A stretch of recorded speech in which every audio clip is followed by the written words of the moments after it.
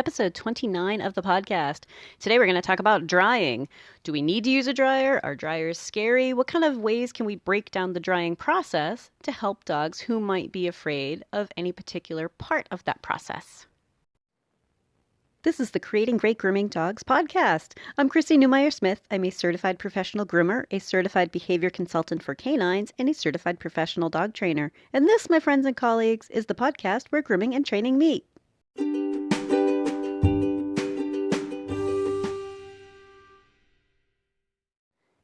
Today I want to talk about drying, and I'm going to split it into two parts. So first we're going to talk about what kind of things might be scary to a dog.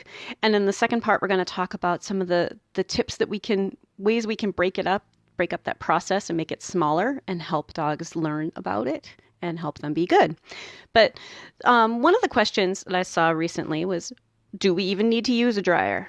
That's a great question. Owners and trainers, I know that's a common question. Why do we even need to use a dryer? Lots of dogs can air dry. And I'm going to say that there are coat types that can air dry pretty comfortably.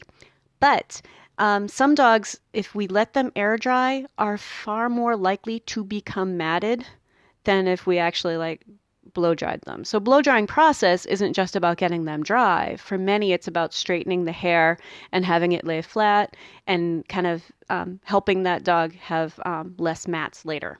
Sometimes it's also about helping get dead coat out, but that's not necessary if we're working on a dog who is worried about drying. We have other ways to get dead coat out.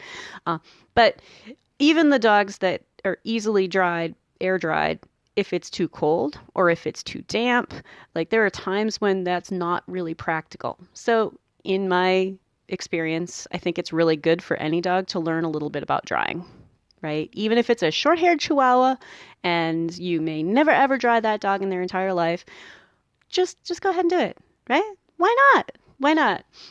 So I think that the coat types that are really obvious are things like poodle coats, any of the doodles, any of the poodle mixes, and I know people aren't really thrilled with me calling them poodle mixes, but if they are mixed with a poodle, golden doodle, labradoodle, schnoodle, they often have an undercoat with a curly outer coat. They are a huge brushing project for the average owner. The average owner doesn't know how much work they're getting into. I don't brush my border collies as often, and I like my dogs nice and brushed out. Right? They really have a problem with trying to keep that type of coat from becoming all clogged up with undercoat and matting.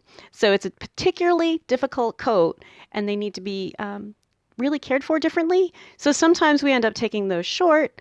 We talked about shaving in another episode. Do we need to clipper that all off, or do we need to brush it through? But if we're going to have any sort of length, we really need to make sure that we're drying it straight, because that is going to bounce back into a little bit of curly, but it's going to help promote good hair growth and help prevent mats, provided we're using conditioners and stuff like that too. There's a lot to it, but the idea of just skipping the dryer for some dogs isn't really a great idea, right? There's a point where, we're kind of in an emergency situation and we're like, okay, we're just going to do the best we can. And I agree with that, okay, well, I don't want this dog to be terrified, so maybe we skip the bath too. I know, did I just say that, right? But if we really think that this dog cannot handle drying, then perhaps we should skip the bath. Perhaps we should do something else, damp cloth and brushing and, if they aren't ready for drying and to be fully dried, then maybe we should skip the bath also and do the work that they need to help be comfortable with drying. So another question. This one's a pretty common one. Are dryers scary? Are they scary? Right? I hear dogs are afraid of dryers. And to me, that's very, very broad. Right? That's like when people tell me, oh, dogs hate having their feet touched. Which dog? On what day? Which dog? How do they show it? What are they afraid of? Dogs are afraid of dryers. That to me is just not specific enough. So if we look at an individual dog and we start thinking, this dog, these owners, this is a new dog to me. These owners are telling me that this dog is afraid of the dryer. Now we have questions we need to ask. And I want you to think, awesome, they're onto it that there's something wrong. right? This dog does not have the response that we would like around dryers. But we need to ask, well, great. All right, so you've observed something. Let's nitpick and find out what it is, right? So I don't think that most dogs have a problem with the dryer. There's a lot more to it. So let's talk about there's the loud noise. Some dogs definitely need help learning how to be comfortable with loud noises. There's the feeling of air on their skin, right? All right, think about it's different than a breeze or the wind, right? That's a little piece of air kind of touching almost like an invisible hand, right? I want you to think about like how creepy that could be if a dog is not used to that, right? So in some circumstances, it's about the feeling of the air. For some dogs, it's about being overwhelmed by being touched all over with a loud noise and being repositioned. Because, a dog that's sitting is going to be asked to stand up and probably guided into a stand so that we could dry their backside, right? So for some dogs, it's I'm doing 3 things at once and I find 3 things at once overwhelming. Okay? So there are a lot of things going on all at the same time, but we have to figure out what this dog is comfortable with and what this dog needs help with. So if you have a dog that's brand new to you, new customer, test it out. Separate those skills into smaller bits. And so today I have a customer I'm going to be going to, brand new customer. The dog is, I believe, 14, and she gave the bath yesterday. We're just going to take off some hair. This dog is having some real health problems, right? There are ways that we can modify what a dog can handle, right? And to do things in a slower process, like, okay, bath yesterday, trimming today. If this dog can't handle trimming today, I might, reschedule and do more another day. We talked about that already. We planned it out, right? We don't need to do it all at once because she is really frail, right? So if we're going to test out with this particular dog I'm working with this afternoon, right? I'm going to turn on the dryer noise when we're not doing anything else. See how she reacts to it. Does she have an issue with it? Right? I'm going to test her, like, how is she for being touched everywhere? How is she for being held? How is she going to feel while I go through the motions of the dryer? Maybe I turn the dryer off and just, show her the hose and go through the motions. I'm going to pick up her feet and take a look at where her nails are and go through the motions. Like, how is she going to be while I hold her in the way that I need to hold her to have access to the toenail to clip the toenail? Right? So there are ways that we can test things out without actually turning on the dryer or before I get her wet. Like I said, this particular dog, we're breaking it up into multiple day process because we know she's just frail. We don't want her to do multiple hours worth of being groomed, right? And I think that many, many groomers are willing to do that if customers understand that they have some work to do too. Right? We can't just, give that away for free. Right? It's still going to be a couple hours of work, right? It's not like, you get the same price as every other Cocker Spaniel because yours is a Cocker Spaniel. It's more work, right? But if we look at the individual dog and think about how much that dog can handle and help them be set up to be comfortable with it. If we're doing it right, it's about as interesting as watching paint dry.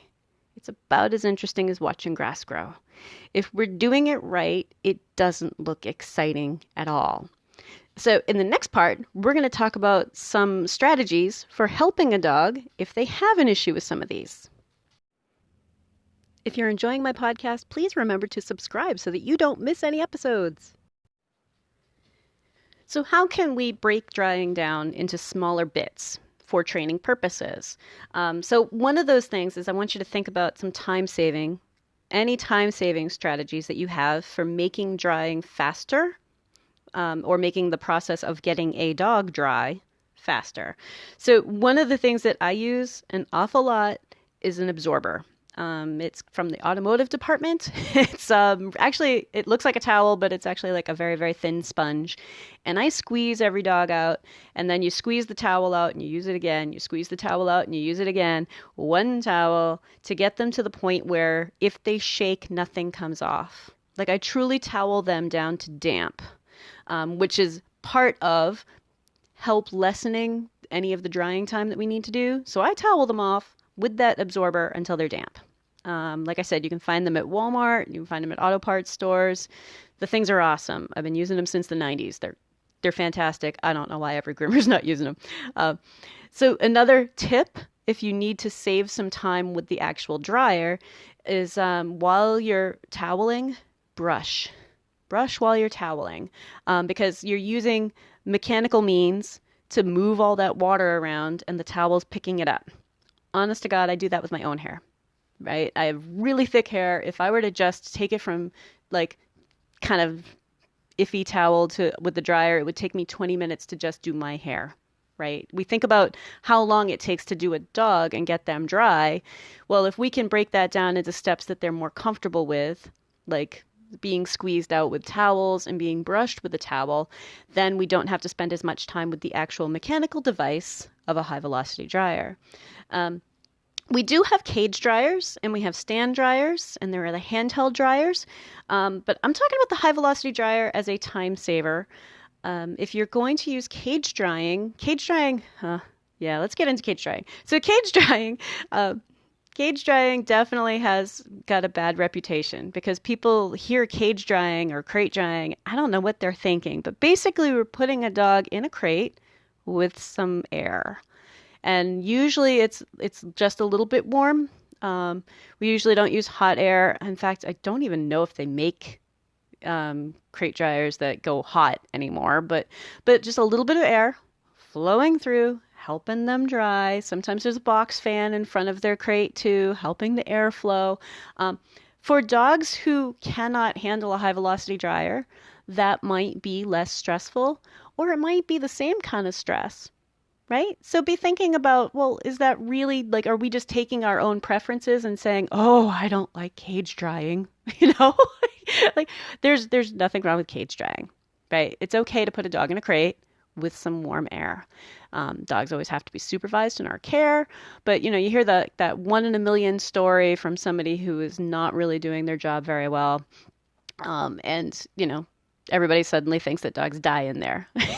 Thousands of dogs every day are in a cage with some nice warm air. It's very, very common practice. But if we're trying to think about what an individual dog is going to be most comfortable with, then we can say, this dog has issues with people putting their hands on them for that long. He's going to be able to relax in a crate with some warm air. This dog just doesn't like the sound. And so if we put him on the table and get him done faster, then this dog will appreciate that. This dog will be more comfortable with the faster version. It's all about the individual dog. So talking about time-saving things, when we talk about like using the absorber and using brushing while we towel dry, those are ways that we can minimize the use of the mechanical device that makes noise, if noise is the issue. So if noise is the issue, here's something else that we can do. We can turn a dryer on when we're not drying the dog. We can get them used to the sound while we're doing something else. And many dryers have like a low setting and a high setting. I know that some of them have like a dial. If you start off with a low setting, just get a feel for if that dog has an issue with it.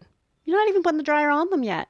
Just find out. We can work on that sound individually on its own without adding the chaos of everything else going on and without adding a need to be dried, right? So another thing that we can do with keeping the dog calm is we can have that dryer sound. Just turn it off, turn it on, turn it off, turn it on, turn it off. I will actually... if I'm sending something home with an owner to work on, we'll record some sounds so that they can use them on their phone. Now think about a dryer sound on a customer's phone that they can move the phone over the dog, right? They can lower the volume. They can increase the volume. They can gradually get the dog used to one aspect of the drying process, which is the sound, right? The volume of air is a different part of the process. But if we can separate those out, that's really helpful. Um, Another way that we can help lessen sound is I really like putting cotton in their ears. And it's not really a great way to, like, it's not the same as putting in earplugs because, I test everything on myself first. So if I put a little bit of cotton in the ear, it's not the same as if you were wearing earplugs or headphones. But if you turn the volume on for the dryer first and then put cotton in their ears, they respond differently if you put cotton in their ears first and then turn on a dryer. Turn the dryer on first, then put the cotton in because their response is different. And what I mean by their response is different, most dogs, in my experience, will calm down and settle down a little bit and let me put that cotton in their ear because it seems like, I know, not very scientific. I would guess that it immediately feels better. Instead of I'm putting something weird in your ear and you kind of are like, why is she putting something weird in my ear? And then this loud noise comes on. Whereas if the noise is already on, you put something weird in their ear and suddenly the noise is lessened, right? It's a comfort level that wasn't there if you do it the opposite version, right? So turn the dryer on, put cotton in their ears. We also have happy hoodies. And what a happy hoodie is it's sort of like a stretchy terry cloth tube that you put over the dog's head, and it kind of like is nice and secure around their ears, and it wraps around their head, and it can help dry because it is terry cloth and it's absorbing while it does it. It helps deaden the noise. I find some dogs really appreciate that. They're like, "Ooh, this is nice," and then other dogs I think find it uncomfortable and a little bit scary. Test that out. Test it out when a dog's not wet. Right? You can test these things out. Like, give it a try. So if you really like using happy hoodies in your shop, yeah, you're getting to know a dog, put it on them before they need it. Find out how they're going to be. Maybe they will really like it. Maybe that's the dog who thinks, oh, I feel like it's clamping on my head. But a happy hoodie can be really good for helping absorb more of that moisture, helping them dry and get to the point where they're damp, and also deadening some of the noise. So if sound is part of it, right? Now I want you to also have an awareness of the sound spikes. And what I mean is when that high velocity air hits the grooming loop or your fingers or the edge of a toe, right? That those sounds change. Think about the sound quality changing. Different dryers have a different sound quality also. When I first started grooming, we had the orange Metro dryer. It was a really common one at the time, and it had this kind of higher pitch to it that honestly I find really kind of annoying. Now, I have two dryers right now, and I have an old double K, which has a lower pitch. It's still quite loud, but it has a lower pitch to it. It's not the same sound quality as the higher pitch double K dryer. Not double K, the Metro dryer. But it's got this lower kind of a versus the yeah, we're just going to make fun, right? And then I have a Chris Christensen Cool Pup dryer, which is the one that I usually carry with me to grooming appointments because I'm a house call groomer. And that one's quite quiet, but part of the sound of any drying process is not just the mechanical dryer, it's the air hitting the skin and hitting wet fur, and the sound quality of when air hits fingers and toenails, okay? That changes. And I want you to think about, okay, so if a dog is having sound issues, right? If their problem is sound, here are some ways that we can make it softer. Like we can adjust it so it's down low, only turn it on high for the couple of areas that really need a little bit more, right? We can make it fun. There are plenty of ways to make it fun. That's kind of a whole podcast in and of itself, right?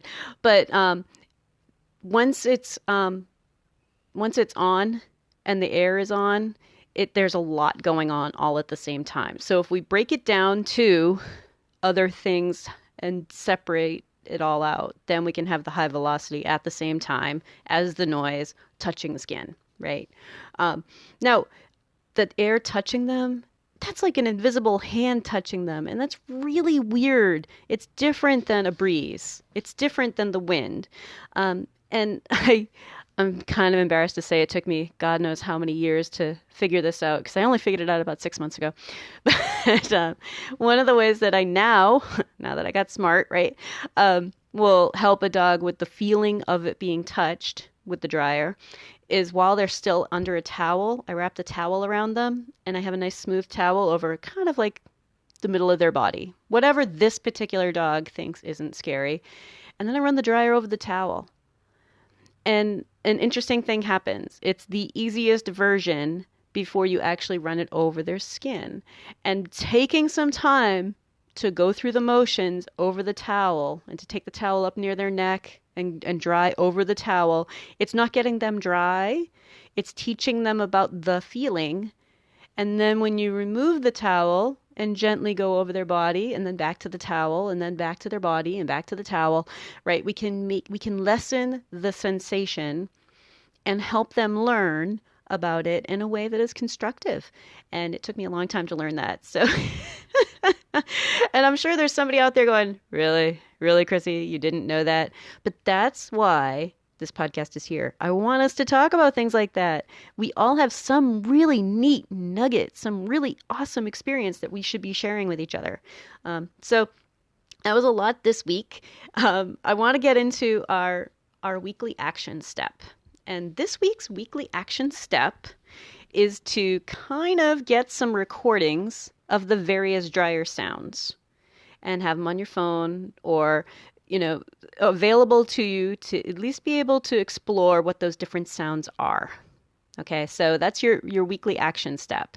Get some recordings on your phone so that in the future, when you have a dog who needs some extra help with dryers or with drying, you have something available that doesn't blow air but can make that sound, right? It'll help you assess that dog better because every dog is an individual. And every dog has a different response to a different part of the process. And we can't just call it drying. That's like saying, doesn't like school. if a kid doesn't like school, we're like, which subject? I mean, certainly you don't hate everything about school. Well, no, I like my friends and I like lunch. And there's always a bunch of pieces. And when we look at those bunches of pieces, that's how we can discover what we can do to help this dog be comfortable with the very specific piece that they're not comfortable with. So, like I said, our action step this week is to take some recordings, record some dryer sounds. And if you guys are having trouble with that, maybe you're a trainer and you don't have dryers, right? Or you're an owner and you don't have dryers. I'm going to go ahead and record some drying sounds. I'm going to put them on the Creating Great Grooming Dogs podcast Facebook group, which hopefully you guys will join if you're not there already. I would love to get some conversations going in there. But really all I've been doing is just posting episode stuff. But for us to be able to have some dryer sounds to play with. Okay. And I will take some dryer sounds and I'll put them on there. So everybody have a great week and stay curious. If you'd like to talk to me, you can find me through my grooming and training business, happycrittersdogtraining.com, my email, chrissy@happycritters.net, and through the Creating Great Grooming Dogs Facebook page. And we have these awesome devices in our pockets that allow us to do live video with each other. I can help you with the dog on your table. We can set up live lessons, and you may be surprised at how much we can get accomplished together via video. I'm also happy to come to you if you're near my area in southern New Hampshire.